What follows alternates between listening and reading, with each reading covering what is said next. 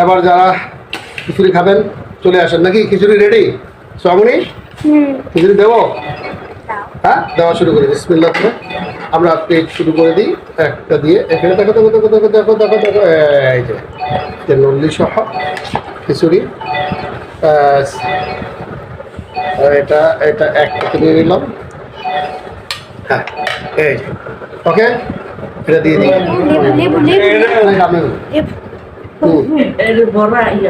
এটার সাথে দিয়ে লেবু দিচ্ছ? লেবু দেওয়া লাগে না। ওকে, এটার জন্য। আর এগুলোর সাথে এই খিচুড়ি এখন প্লেটিং হয়ে গেছে, প্লেটে দেওয়া হয়ে গেছে। এটার সাথে এখন আমরা যা নেব এটা হলো লেবু, আর এটা হলো পেঁয়াজ। আসসালামু আলাইকুম ওয়া রাহমাতুল্লাহি ওয়া বারাকাতুহু। সম্মানিত দর্শকবৃন্দ, যারা আজকের এই আমার ভিডিওটা দেখছেন তাদের উদ্দেশ্য করি, আজকে হঠাৎ করে শখ হলো আমাদের যে আমরা গরুর নলি দিয়ে খিচুড়ি রান্না করে খাবো। গরুর নলির খিচুড়ি। এটার জন্য আমরা আসলে প্রথমে একগুলি নলিগুলোকেই প্রস্তুত করে নিতে হয়। এই জন্য নলিগুলোকে ভালোভাবে পরিষ্কার করে ধুয়ে এটার সাথে আমরা কাটা পেঁয়াজ যোগ করলাম। এবার এর সাথে আমরা অন্যান্য মশলাগুলো যোগ করে আমরা নলিগুলোকে আসলে রেডি করব আগে খিচুড়ি রান্না করার জন্যে। তো এই পর্যায়ে আমরা কিছু নলিগুলোতে পেঁয়াজ কাটা দেওয়ার পরে লবণ যোগ করতেছি প্রায় 1 চামচের উপরে বা 1.5 চামচ। 4 চামচের যদি হিসাব করেন তাহলে 2 চামচের মতো হবে। তার সাথে যোগ করব আমরা হলুদ গুঁড়া কমপক্ষে 1 চামচ পরিমাণ, যেটা 4 চামচের 2 চামচের পরিমাণ হয়ে যাবে প্রায়। তারপরে আমরা ইউজ করব মরিচের গুঁড়ো। মরিচের গুঁড়ো আমার মামুনি বলে ফেলেছে যে মরিচের গুঁড়ো, লাল মরিচের গুঁড়ো ইউজ করবো পুরো 1 চামচের চেয়ে একটু বেশি, এটা 1.5 চামচ পরিমাণ ইউজ করব। এই যে মেজারিং যে চামচটা আছে এটা হলুদ মরিচের জন্য ব্যবহার করা হয়। মরিচের গুঁড়ো আমরা দেবো, কারণ যেহেতু খিচুড়িটা একটু লেটা খিচুড়ি হবে, তো একটু ঝাল ঝাল না হলে ওটা খেতে ভালো লাগে না। তারপরে আমরা প্রয়োজনীয় পরিমাণ তেজপাতা ইউজ করবো, অন্তত 2টা পরিমাণ, 2-3টা তেজপাতা আমরা ছিঁড়ে এখানে অ্যাড করে দেবো। দারচিনি তেজপাতাগুলো, তেজপাতা জাস্ট আপনি 4টাও দিতে পারেন, কোনো সমস্যা হবে না, 3-4টা দিতে পারেন। তারপরে এখানে আমরা দিব দারচিনি। এবার দারচিনি যোগ হবে মামুনি। দারচিনি আমার মামুনি বলে ফেলেছে দারচিনির কথাটা। এবার দারচিনি ঠিক এখানে যেটুকু আমরা নলি নিয়েছি, বড় বড় 8টা নলির টুকরা নিয়েছি। তো এই জন্য 8টা নলির টুকরার জন্যে আমাদের এখানেও প্রায় 4-5 ইঞ্চি 5-7 ইঞ্চি দারচিনি ইউজ করতে হবে, ছোটো টুকরো করা। তো আরেকটু বেশি আপনি ইউজ করতে পারেন, যেহেতু চাল তার সাথে যোগ করা হবে। চাল যোগ হবে প্রায় আধা কেজি চাল যোগ করা যাবে এই 8টা নলির সাথে। নলিগুলোর ওজন হবে প্রায় 2 কেজি। 2 কেজি নলির সাথে আপনি আধা কেজি চাল যোগ করতে পারেন সর্বোচ্চ। বেশিও যোগ করতে পারেন, কিন্তু টেস্টের উপর টেস্ট কম বেশি হয়ে যাবে আর কি। যদি নলিটা বেশি হয়, মাংস বেশি হয়, একটু মাংস বেশি থাকবে, টেস্টও বেশি থাকবে। তো তারপরে প্রিয় দর্শক শ্রোতা, আমরা যোগ করবো এটার সাথে কী বলে আমাদের এলাচ।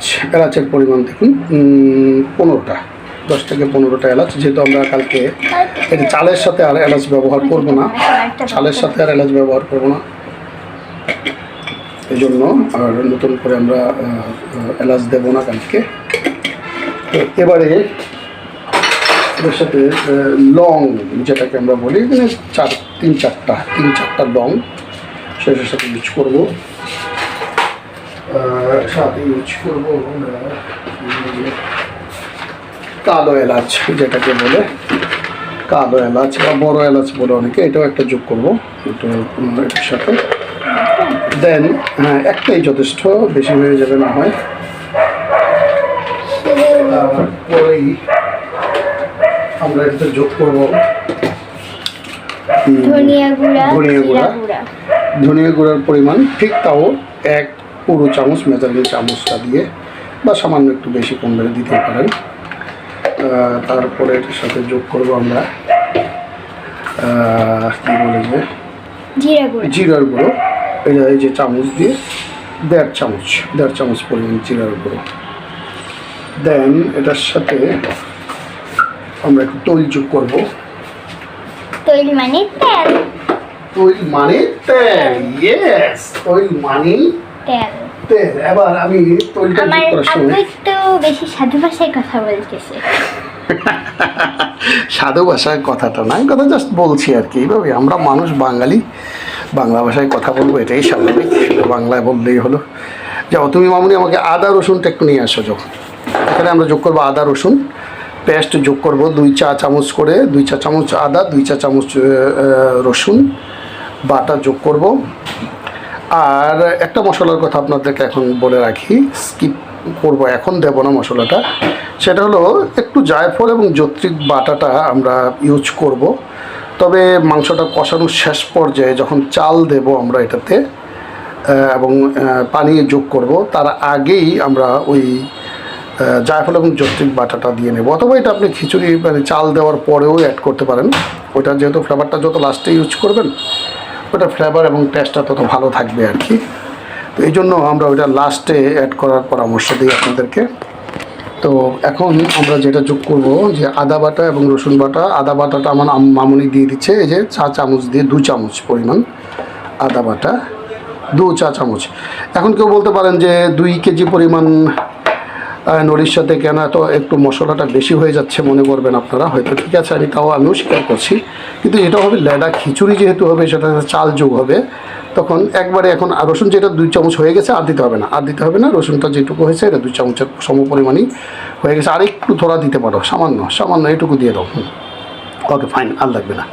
তো এই মশলাটা দেখতে আপাতত একটু ভালো লাগে, তাই যাই হোক, আমি বলছি আপনাদেরকে যে মশলাটা আপাতত দৃষ্টিতে 2 কেজি নলির জন্য একটু বেশি মনে হলেও, যেহেতু এটা ল্যাডা খিচুড়ি হবে, তাহলে খিচুড়ি চালের সাথে আর আমরা কিন্তু মশলা ইউজ করব না।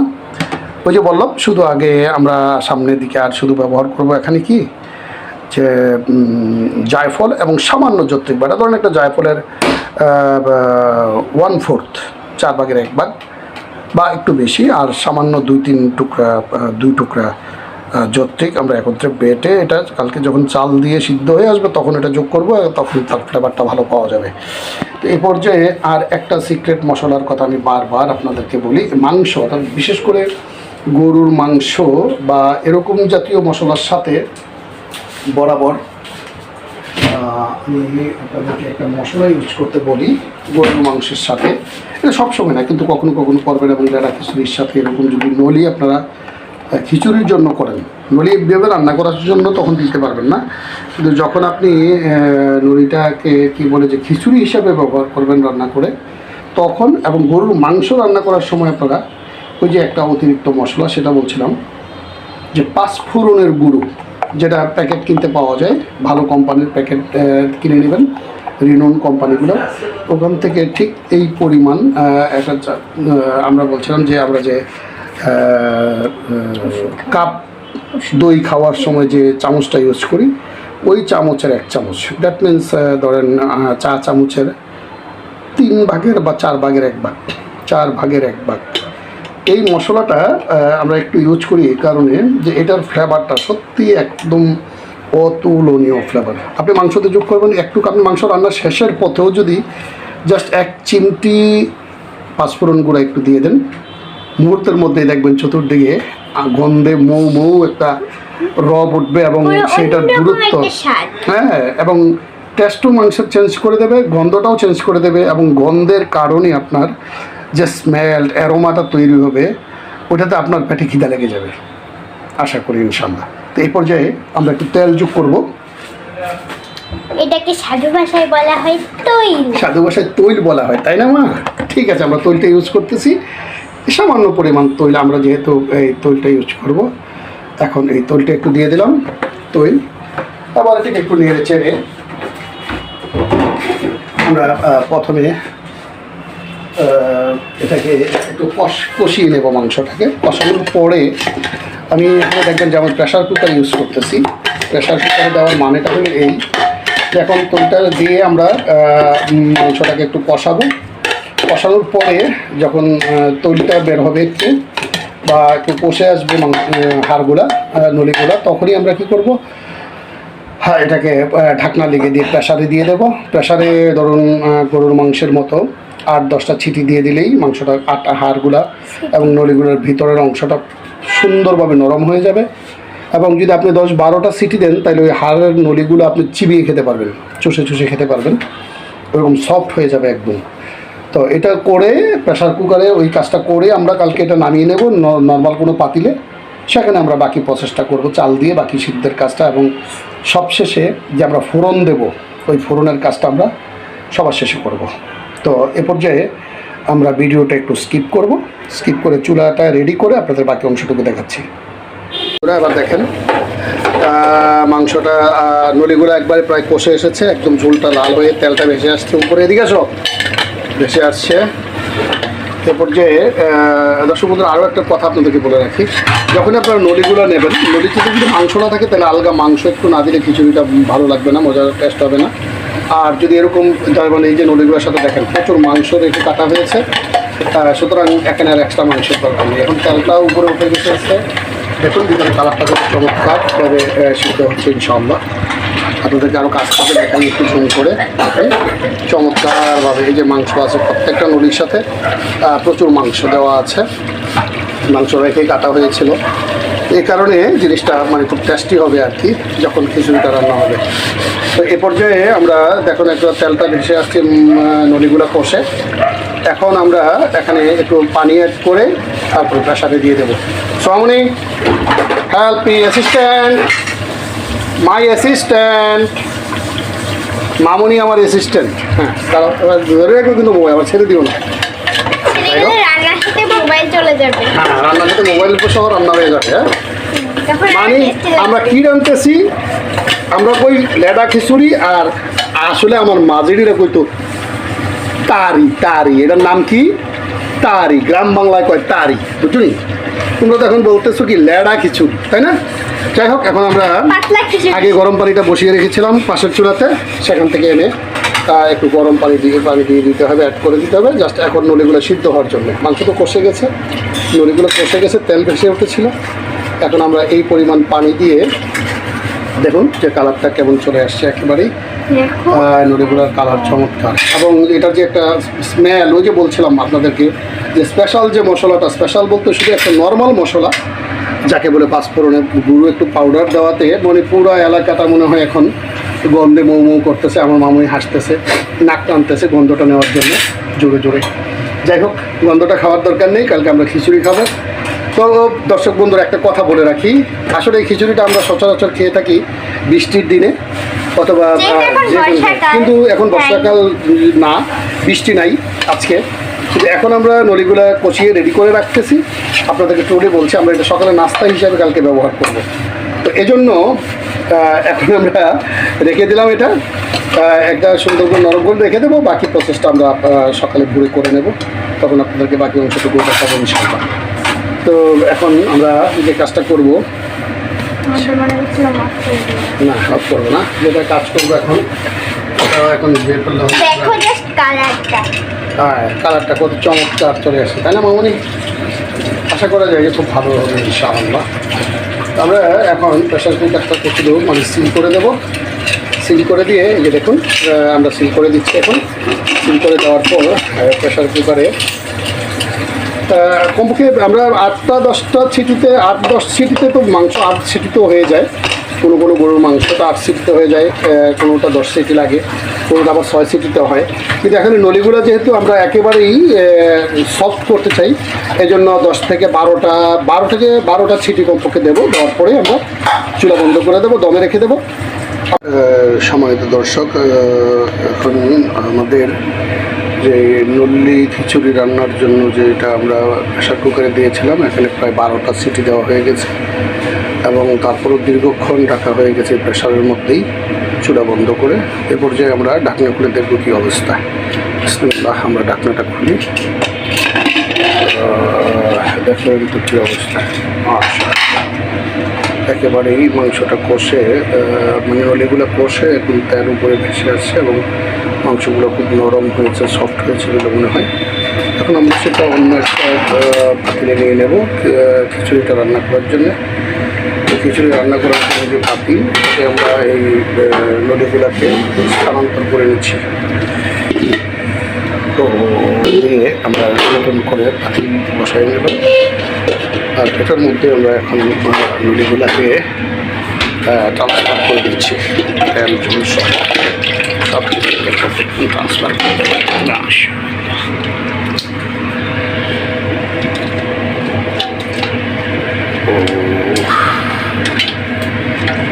দেখুন একেবারেই আমরা নতুন পাতিল এটাকে ট্রান্সফার করে দিলাম, এখানে খিচুড়িটা রান্না হবে। চাল পরিষ্কার করে ধুয়ে রাখা হয়েছে, যদি আপনাদের দেখাই।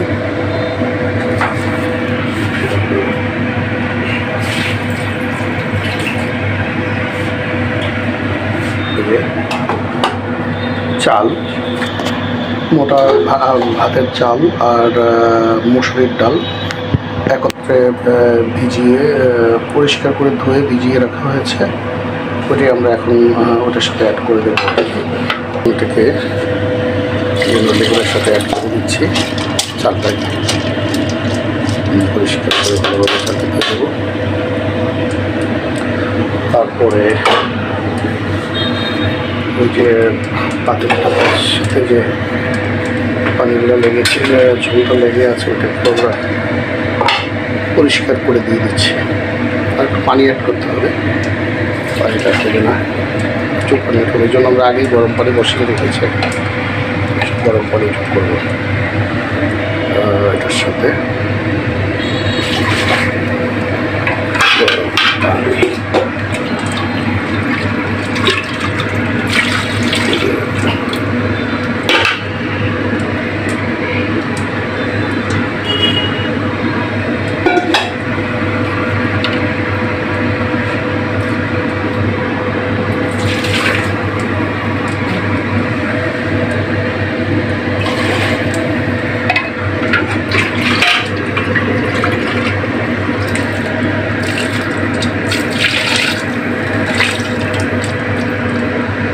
প্রেশার কুকারের ভিতরের ঝোলগুলা ধুয়ে পরিষ্কার করে আমরা ওই খিচুড়ির সাথে যোগ করে নিলাম। এখন ব্যাস, এখন চুলার জালটা একটু বাড়িয়ে দিতে হবে প্রচণ্ড রকম, যত হিট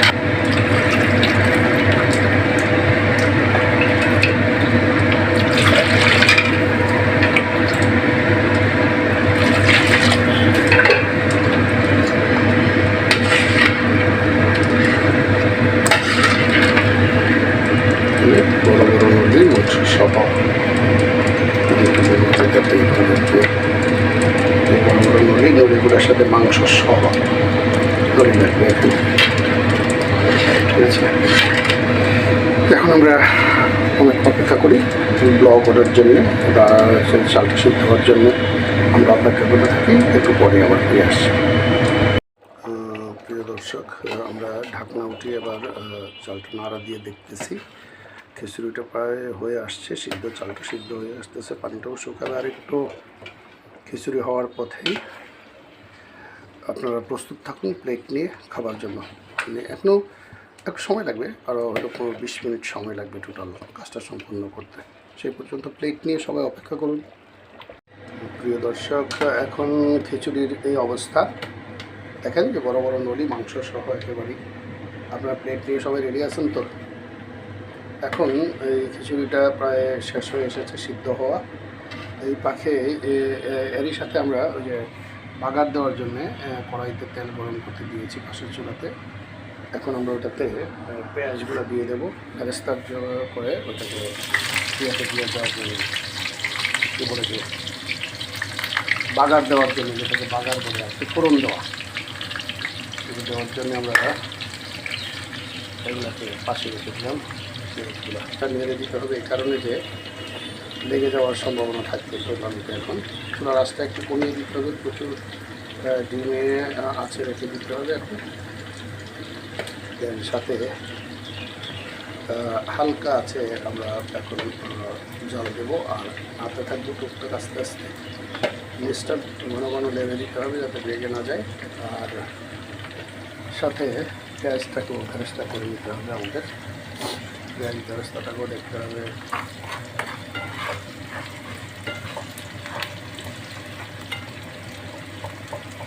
একটু পেঁয়াজের ফোড়নটা বেশি করে দিলে, পেঁয়াজ দিয়ে দিলে কিছু।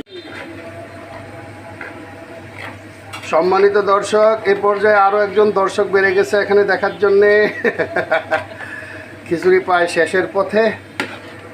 এখন দেখেন কি অবস্থা হয়েছে খিচুড়ির, একদম মাখা মাখা, মাংসগুলোও সিদ্ধ হয়ে গেছে। আপনার প্লেট নিয়ে রেডি হন। এই যে বড় বড় নল্লি, এই দিয়ে পেঁয়াজ বেরেস্তাও প্রায় শেষ। পেঁয়াজ বেরেস্তার অবস্থাটা দেখেন।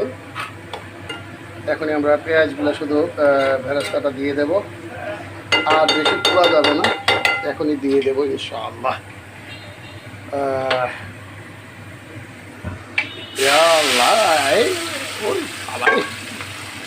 গরম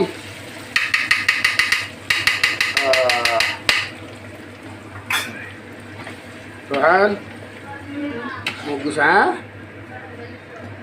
চুলা নিবে গেছে, ডাইরেক্ট বন্ধ করে দিছি। হয়ে গেল, দিয়ে দাও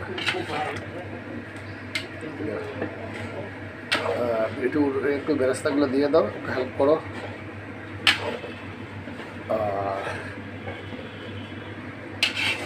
এই খাওয়ার জন্য রেডি প্লেট নিয়ে হয়েছ নি। তারপরে দাও দাও একটু দিয়ে দাও, তো দিয়ে দাও, কয়েক চামচ দাও। তাই আরে কাছে নাও, ওই নিচে নাও। একেবারে দৌড় এমনি দিলে হয় না, এইভাবে গাওয়াগি দিতে হয়। এইভাবে এইভাবে একটু ঢেলে গাওয়াগি দিবেন ফ্লেভারের জন্য। হ্যাঁ, একদম হ্যান্ডমেড গাওয়াগি, নিজেদের তৈরি গাওয়াগি দিয়ে একটু নেড়ে চেড়ে কাজটা সম্পন্ন করেন। আর যদি কেউ ইচ্ছা করেন ধনেপাতাও ব্যবহার করতে পারেন। ফ্রেশ ধনেপাতাটা দিলে ওটার স্যান্টও খুব ভালো আসবে, খেতেও একটা টেস্ট হয়ে যাবে। তো আজকের এই খিচুড়ি রান্না এ পর্যায়ে এখানেই শেষ, একদম কমপ্লিট। এখন শুধু খাওয়ার টেবিলে আপনাদেরকে দাওয়াত। প্লেট নিয়ে সবাই চলে আসেন, বসে যান গরম গরম নল্লি খিচুড়ি খাওয়ার জন্য। নল্লি খিচুড়ি, নল্লি খিচুড়ি, নল্লি খিচুড়ি, এই যে নল্লি খিচুড়ি, বড় বড় নল্লি খিচুড়ি।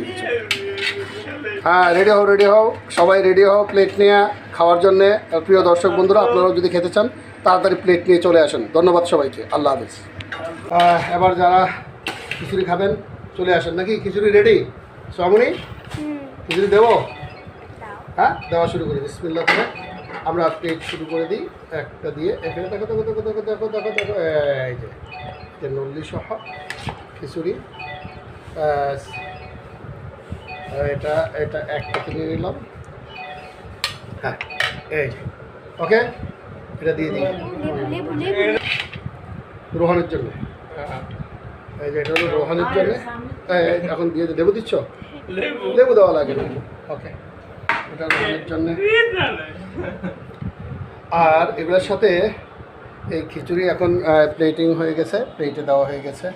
এটার সাথে এখন আমরা যা নেব, এটা হলো লেবু, আর এটা হলো পেঁয়াজের ভর্তা। পেঁয়াজের ভর্তাটা আসলে পেঁয়াজের ভর্তা আবার হয় কীভাবে সেটা একটু বলি আপনাদেরকে। পেঁয়াজের ভর্তা হলো এখানে শুকনো মরিচ পুড়িয়ে একদম খোলায় তেলে অথবা তৈল দিয়ে ভেজে একদম পোড়া পোড়া করে এটাকে গুঁড়ো করা হয়। তার সাথে কাঁচা পেঁয়াজ, লবণ দিয়ে সরিষার তেল দিয়ে একত্রে মেখে, কাঁচা পেঁয়াজ এবং সরিষার তেল দিয়ে একত্রে ভালো করে কষলিয়ে লবণ দিয়ে এটা তৈরি করা হয়। চাইলে এটার সাথে একটু লেবুর রসও মিক্সড করে নিতে পারবেন। আর এটাই এটা খিচুড়ির সাথে বা এরকম যেটাকে আমরা বলি আগে তারি বলতাম আর কি, ওই তারির সাথে খিচুড়ির সাথে এই ভর্তাটাই খুবই ভালো লাগবে। আপনারা ট্রাই